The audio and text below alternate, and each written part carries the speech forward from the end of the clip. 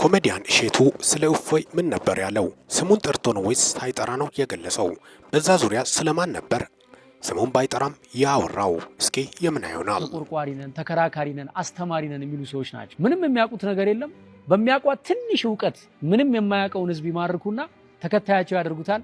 ሲመቻቸው ደግሞ ወደ ራሳቸው ዓላማ። በኢትዮጵያ ታሪክ በአሁኑ ሰዓት ሰው በስታንዳፕ ኮሜዲ ወጣቶች ላይ ተስፋ በቆረጠበት ሰዓት ላይ ወጣቶች ላይ በጣም ተስፋ ይዞ የመጣው ድንቅ ኢትዮጵያዊ ነው በማለት እሸቱን ይገልጹታል።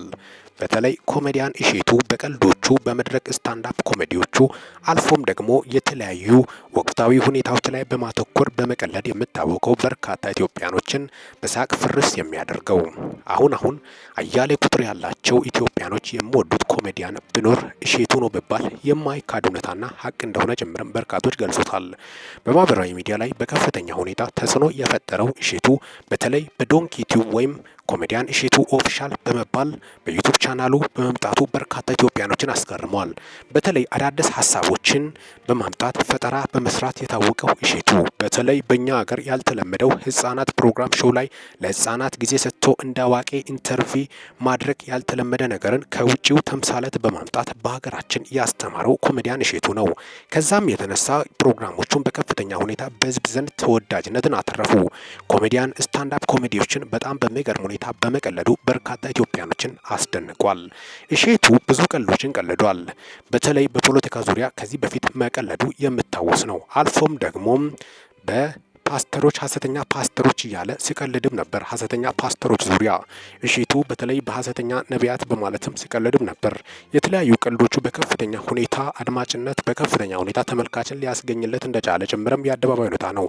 እሸቱ በተለይ ጎልቶ የታየው ፓስተሮችን በመቀለድ በተለይ ሐሰተኛ ፓስተሮች በማለት በመቀለድ መሬት ላይ መድረክ ላይ ተኝቶ በመቀለዱ የሚታወስ ነው። ታዲያ በርካቶች እያሉ ያሉት ይህ አያስጠይቅም ወይ? እውነት ክርስቲያኖችን ፕሮቴስታንቶችን የሚወድ ከሆነ ስለ ሐሰተኞች ፓስተር ቢሆን ስለ እውነተኛ ፓስተር ምን አገባው? በማለት በርካቶችም ሀሳባቸውን ሲያነሱ ነበር። አንዳንድ ፕሮቴስታንት ብቻ ሳይሆን አብዛኛው ፕሮቴስታንት ደግሞ ደግ አደረገ፣ እንዳው ሐሰተኛ ፓስተሮች ላይ በደንብ ነው መቀለድ ያለበት፣ እውነተኛ ፓስተሮችን ከነካ ነው ያኔ ችግር ውስጥ የሚገባው በማለት በርካቶችም በዛው ልክ ደግሞ ሀሳቦችን የእሱን ሀሳብ የደገፉም አልጠፉም። ታዲያ እሸቱ በከፍተኛ ሁኔታ ተጽዕኖ እየፈጠረ ያለ ኮሜዲ ቢኖር እሸቱ እንደሆነ ጭምር በርካታ ኢትዮጵያኖች ስለ እሸቱና ስለ እሸቱ ብቃት ሲገልጹም ነበር። ኮሜዲያን እሸቱ ድንቅ ብቃቱን ያሳየበት አልፎ በተለይ ደግሞ ድንቅ ልጆች ላይ ታለንት ያላቸውን ህጻናት ጓዳ እንዳይቀሩ የበርካቶችን ህጻናት ህይወት ለመቀየር የተቻለን ሁሉ ያደረገው ተጠቅሞ ያስጠቀማቸው በማለት በርካቶችም ሲገልጹትም ነበር። በተለይ ድንቅ ልጆች ላይ የሚያቀርባቸው ህጻናት ለካ እንደናቸው በማለት በርካቶች ሲገልጹ ነበር። አዎ በእርግጥ ህጻናት እንደ አዋቂ አክት ማድረግ የለባቸውም፣ እንደ አዋቂ ማድረግ የለባቸውም ግን እውቀት ላይ መልካም ነገሮች ላይ እንዳዋቂ ቢያስቡ ጥሩ ነው፣ ምንም ችግር የለም በማለት ሀሳባቸውን የሚያጋሩት ኢትዮጵያኖችም አልጠፉም። ታዲያ ኮሜዲያን በተለይ የድንቅ ልጆች ፕሮግራም በከፍተኛ ሁኔታ ተወዳጅነትን በህዝብ ዘንድ ከፍተኛ ታዋቂነትን ያተረፈለት ፕሮግራም ነበር።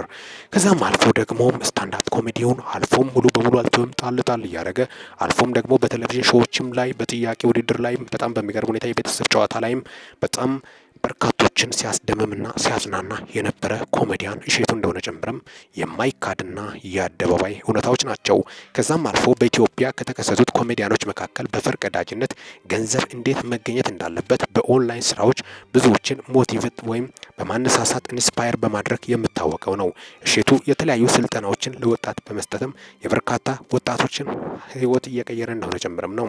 በተለይ እሸቱ ከጀርባው ካሜራማን፣ ቪዲዮ ኤዲተር እየከፈለም የብዙሃን ወጣቶችን ህይወት የቀየረ ነው።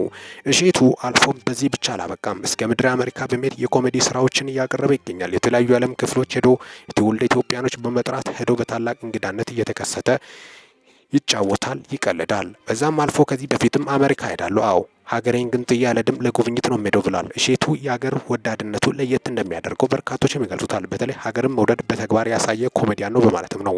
ኮሜዲያን እሸቱ ሌላ ብቻ አይደለም፣ በጎ ስራዎችን በመስራት በተለይ በቤተ ክርስቲያን ግንባታ፣ በመስጊድ ግንባታ ከፍተኛ ተጋድሎ ሲያደርግ እንደነበረ ጭምርም የአደባባይ ሁኔታዎችና መረጃዎች ናቸው። ታዲያ ሰሞኑን ምንድን ነው የተፈጠረው? ኮሜዲያን እሸቱ ላይ ምን ነበር የሆነው?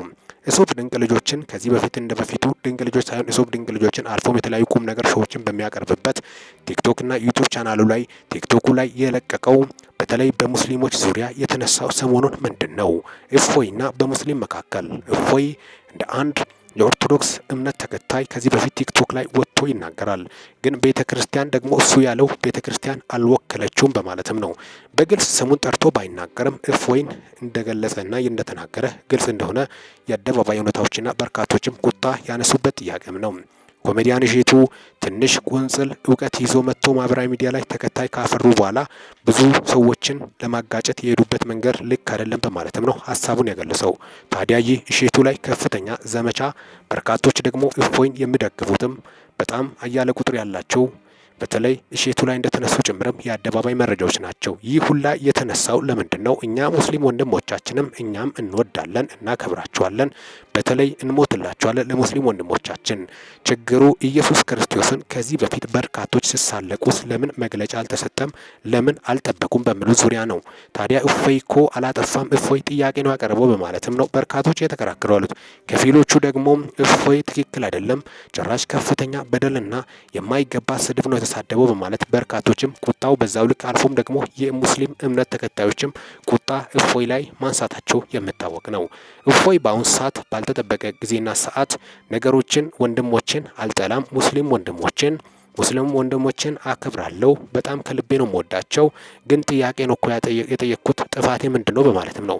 እሸቱን ደግሞ ለምንድን ነው በማያገባው የሚገባው ለምን ዝምታን አልመረጠም በማለት በርካቶችም እሸቱ ላይ ቁጣን እንደገለጹ ጭምርም የአደባባይ መረጃዎችና እውነታዎች ናቸው። እሸቱ ሙስሊምና እኛ ወንድማማች ነን፣ ሙስሊም ጓደኛ አለኝ፣ እስካሁን ሚዜም አለኝ በማለት በጣም በሚገርም ሁኔታ ነው በማለት እኔ ለሙስሊም ያለኝ ፍቅር ልዩ ነው፣ ወንድሞቻችን ናቸው።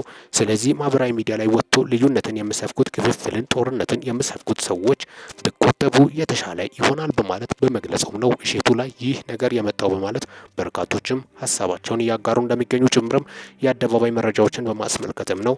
በተለይ እሸቱ ለምንድን ነው እንዲህ ያለው በማለትም ነው በርካቶችም የገለጹ ያሉት። የእፎይ ጎን የቆሙት በርካቶቹም በሚሊዮን የሚቆጠሩት እንዳሉ ጭምርም የአደባባይ ሁኔታዎች ናቸው። ስለዚህ ያም ሆነ ይህ መቻቻልና መፋቀር መከባበር ግድ ይላል። ወደ ሌላ ግጭት የሚያመራ ነገር ከሆነ ሁሉን ነገር በመነጋገርና በመወያየት ቀስ ብለው በሰከነ መንገድ መወያየት ያስፈልጋል በማለት በርካቶችም ጥሪ ያቀርቡ ይገኛሉ። ይህ ነገር ወደ መጠፋፋት ወደ መገዳደል የሚወስደን ከሆነ መተውና መነጋገር መወያየት በፍቅር እንደ በፊቱ መቀጠል ያስፈልጋል በማለት በርካቶችም ምኞታቸውን ፍላጎታቸውም እንደሆነ ጭምርም የአደባባይ መረጃዎችና እውነታዎችን በማስመልከትም ነው አንድ ላይ ለእናንተ ይዘንላችሁ የመጣ ነው። የእፎይና የእሸቱ ጉዳይን በማስመልከት እፎይና እሸቱን ምን አገናኘ በሚሉ ዙሪያ አጠር ባለ መልኩ ነው ለእናንተ ይዤላችሁ የመጣሁት። አጠቃላይ እስካሁን ድረስ አብሬያቸው ቆየሁት። ሚኪ ነኝ ከሚኪ ታቦር ኢንፎ። ለዚህ ቁም ነገር አዘል ቻናል አዲስ የሆናችሁ ሰብስክራይብ በማድረግ ቤተሰብ ይሁኑ። ይህንን ቪዲዮ ላይክ፣ ሼር እና ኮመንት በማድረግም ላልሰሙት እንድዳረስ ያድርጉ። ለሰዓታት ካሉን መረጃዎች ይመስላሉ። በወቅታዊና አጫጭር መረጃ እስከምንገናኝ ድረስ በያላችሁበት ዓለም ክፍል ቸሩ ያቆያችሁ።